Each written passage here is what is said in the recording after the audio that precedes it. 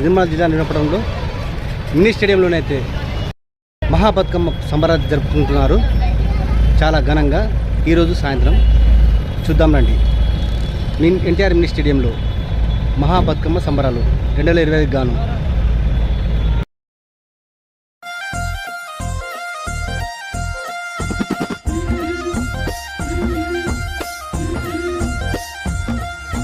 బంతి పొదోటలన్నీ బంగారు వర్ణమై బతుకమ్మ రూపమై మెరిసెనే.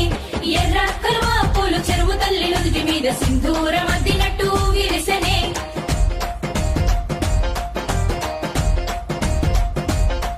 గల్లు గల్లున గాజుల చప్పట్లతో ఓ నిర్మల లలిత ఆటాడరే ఓ